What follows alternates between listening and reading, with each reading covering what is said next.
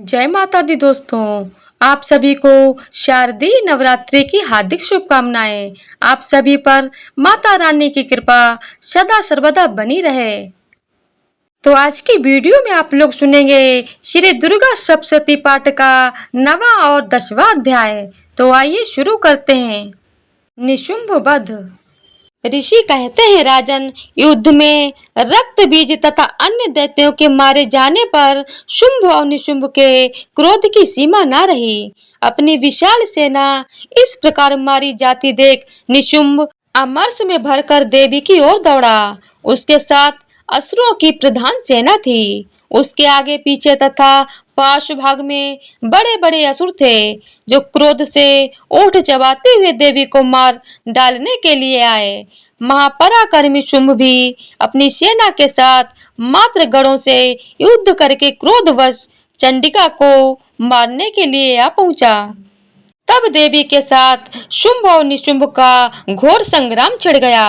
वे दोनों दैत्य मेघों की भांति बाणों की भयंकर वृष्टि कर रहे थे।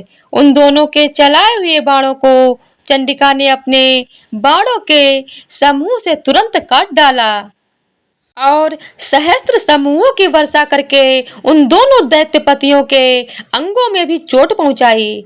निशुंभ ने तीखी तलवार और चमकती हुई ढाल लेकर देवी के श्रेष्ठ वाहन सिंह के मस्तक पर प्रहार किया। अपने वाहन को चोट पहुंचने पर देवी ने क्षुप्रा नामक बाण से निशुंभ की श्रेष्ठ तलवार तुरंत ही काट डाली और उसकी ढाल को भी, जिसमें 8 चांद जड़े थे, खंड खंड कर दिया। ढाल और तलवार के कट जाने पर उस असुर ने शक्ति चलाई, किंतु सामने आने पर देवी ने चक्र से उसके भी 2 टुकड़े कर दिए। अब तो शुंभ क्रोध से जल उठा और उस दानव ने देवी को मारने के लिए शूल उठाया, किंतु देवी ने समीप आने पर उसे भी मुक्के से मारकर चूर्ण कर दिया। तब उसने गदा घुमाकर चंडी के ऊपर चलाई, परंतु वह भी देवी के त्रिशूल से कटकर भस्म हो गया। तदनंतर दैत्यराज निशुंभ को फरसा हाथ में लेकर आते देख देवी ने बाण समूहों से घायल कर धरती पर सुला दिया।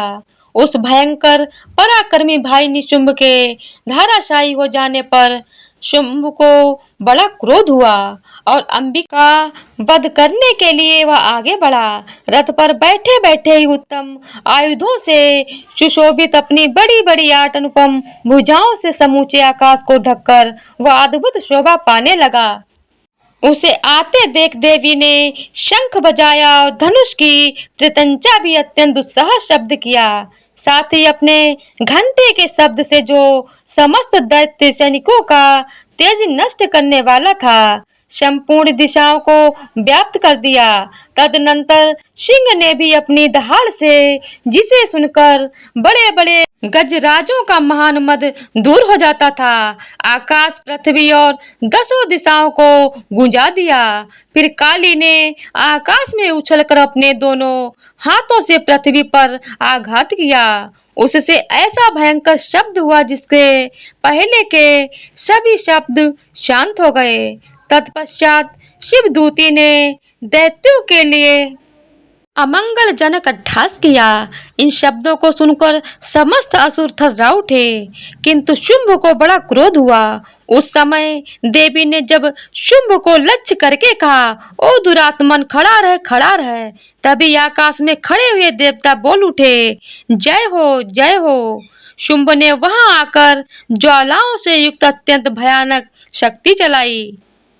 अग्निमय पर्वत के समान आती हुई उस शक्ति को देवी ने बड़े भारी लूक से दूर हटा दिया। उस समय शुंभ के सिंहनाद से तीनों लोक गूंज उठे। राजन, उसकी प्रतिध्वनि से वज्रपात के समान भयानक शब्द हुआ, जिसने अन्य सब शब्दों को जीत लिया। शुंभ के चलाए हुए बाणों के देवी ने और देवी चलाए हुए बाणों के शुंभ ने अपने भयंकर बाणों द्वारा सैकड़ों और हजारों टुकड़े कर दिए। तब क्रोध में भरी हुई चंडिका ने शुंभ शूल से मारा। उसके आघात से मूर्छित हो वह पृथ्वी पर गिर पड़ा। इतने में ही निशुंभ को चेतना हुई और उसने धनुष हाथ में लेकर बाणों द्वारा देवी काली तथा सिंह को घायल कर डाला। फिर उस दैत्यराज ने 10,000 बाहें बनाकर चक्रों के प्रहार से चंडिका को आच्छादित कर दिया। तब दुर्गम पीड़ा का नाश करने वाली भगवती दुर्गा ने कुपित होकर अपने बाणों से उन चक्रों तथा बाणों को काट गिराया। यह देख निशुंभ दैत्य सेना के साथ चंडिका का वध करने के लिए हाथ में गदा ले बड़े वेग से दौड़ा। उसके आते ही चंडी ने तीखी धार वाली तलवार से उसकी गदा शीघ्र ही काट डाला। तब उसने शूल हाथ में ले लिया। देवताओं को पीड़ा देने वाले निशुंभ को शूल हाथ में लिए आते देख चंडिका ने वेग से चलाए हुए अपने शूल से उसकी छाती छेद डाली।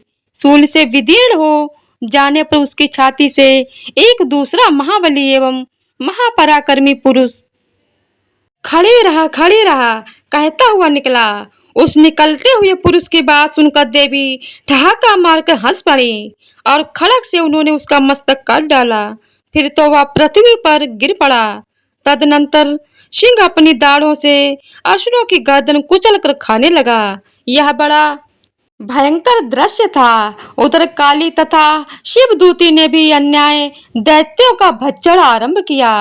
कौमारी की शक्ति से विदीर्ण होकर कितने ही महादैत्य नष्ट हो गए। ब्राह्मणी के मंत्रपूत जल से निस्तेज होकर कितने ही भाग खड़े हुए। कितने ही दैत्य महाश्वरी के त्रिशूल से छिन्न भिन्न हो धाराशायी हो गए। वाराही के थूथन के आघात से कितनों का पृथ्वी पर कचूमर निकल गया। वैष्णवी ने भी अपने चक्र से दानवों के टुकड़े टुकड़े कर डाले। इंद्र के हाथ से छूटे हुए वज्र से भी कितने ही प्राणों से हाथ धो बैठे। कुछ असुर नष्ट हो गए, कुछ उस महायुद्ध से भाग गए तथा कितने ही काली शिवदूती तथा सिंह के ग्रास बन गए। बोलिए जय माता दी। निशुंभ वध नामक 9वां अध्याय पूरा हुआ। श्री दुर्गा सप्तशती पाठ का 10वां अध्याय शुंभ वध।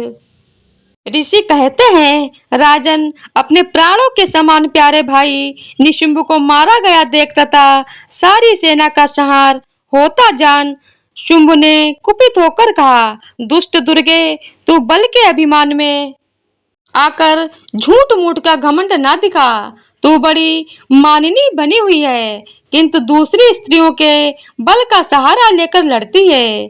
देवी बोली, ओ दुष्ट, मैं अकेली ही हूँ। इस संसार में मेरे सिवा दूसरी कौन है? देखे मेरी ही विभूतियां हैं, अतः मुझ में ही प्रवेश कर रही हैं। तदनंतर ब्रह्माणी ने आदि समस्त देवियां अंबिका देवी के शरीर में लीन हो गईं। उस समय केवल अंबिका देवी ही रह गईं। देवी बोली, मैं अपनी ऐश्वर्य शक्ति से अनेक रूपों में यहाँ उपस्थित हुई थी। उन सब रूपों को मैंने समेट लिया। अब अकेली ही युद्ध में खड़ी हूँ। तुम भी स्थिर हो जाओ। ऋषि कहते हैं, तदनंतर देवी और शुंभ दोनों में सब देवताओं तथा दानवों के देखते देखते भयंकर युद्ध छिड़ गया। बाणों की वर्षा तथा तीखे शस्त्रों एवं दारुण अस्त्रों के प्रहार के कारण उन दोनों का युद्ध सब लोगों के लिए बड़ा भयानक प्रतीत हुआ। उस समय अंबिका देवी ने जो सैकड़ों दिव्य अस्त्र छोड़े, उन्हें दैत्यराज शुंभ ने उनके निवारक अस्त्रों द्वारा काट डाला। इसी प्रकार शुंभ ने भी जो दिव्य अस्त्र चलाए, उन्हें परमेश्वरी ने भयंकर हुंकार शब्द के उच्चारण आदि द्वारा खिलवाड़ में ही नष्ट कर डाला। तब उस असुर ने सैकड़ों बाणों से देवी को आच्छादित कर दिया। यह देख क्रोध में भरी हुई उन देवी ने भी बाण मारकर उसका धनुष काट डाला। धनुष कट जाने पर फिर दैत्यराज ने शक्ति हाथ में ले ली, किंतु देवी ने चक्र से उसके हाथ की शक्ति को भी काट गिराया। तत्पश्चात देवी के स्वामी शुंभ ने 100 चांद वाली चमकती हुई ढाल और तलवार हाथ में ले उस समय देवी पर धावा किया। उसके आते ही चंडिका ने अपने धनुष से छोड़े हुए तीखे बाणों द्वारा उसकी सूर्य किरणों के समान उज्जवल ढाल और तलवारों को तुरंत काट दिया। फिर उस दैत्य के घोड़े और सारथी मारे गए। धनुष तो पहले ही कट चुका था। अब उसने अंबिका को मारने के लिए उद्यत हो भयंकर मुदगर हाथ में ले लिया। उसे आते देख देवी ने अपने तीक्ष्ण बाणों से उसका मुदगर भी काट डाला। तिस पर भी वह असुर मुक्का तानकर बड़े वेग से देवी की ओर झपटा। उस दैत्यराज ने देवी की छाती में मुक्का मारा। तब उन देवी ने भी उसकी छाती में एक चाटा जड़ दिया।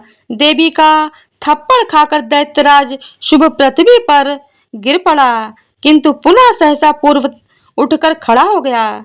फिर वह उछला और देवी को ऊपर ले जाकर आकाश में खड़ा हो गया। तब चंडिका आकाश में भी बिना किसी आधार के ही शुंभ के साथ युद्ध करने लगी। उस समय दैत्य और चंडिका आकाश में एक दूसरे से लड़ने लगे। उनका वह युद्ध पहले सिद्ध और मुनियों को विस्मय में डालने वाला हुआ। फिर अंबिका के शुंभ के साथ बहुत देर तक युद्ध करने के पश्चात उसे उठाया, घुमाया और पृथ्वी पर पटक दिया। पटके जाने पर पृथ्वी पर आने के बाद वह दुष्टात्मा दैत्य पुनः चंडिका का वध करने के लिए उनकी ओर बड़े वेग से दौड़ा।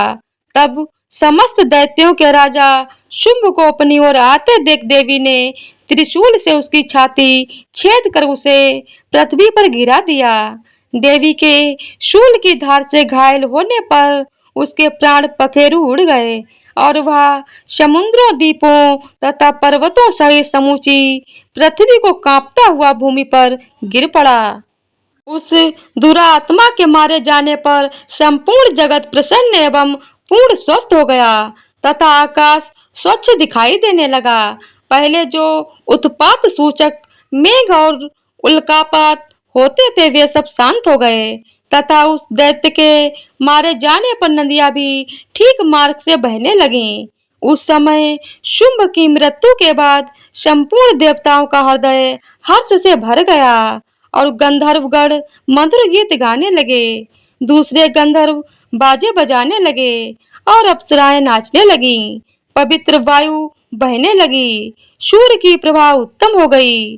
अग्रशाला की बुझी हुई आग अपने आप प्रज्वलित हो गई तथा संपूर्ण दिशाओं के भयंकर शब्द शांत हो गए। बोलिए जय माता दी। शुंभ वध नामक 10वां अध्याय पूरा हुआ। बोलिए सच्चे दरबार की जय हो। जय हो माता रानी की जय हो। तो आज की वीडियो अगर आप लोगों को पसंद आई हो तो वीडियो को लाइक, शेयर और चैनल को सब्सक्राइब कर दीजिएगा। धन्यवाद।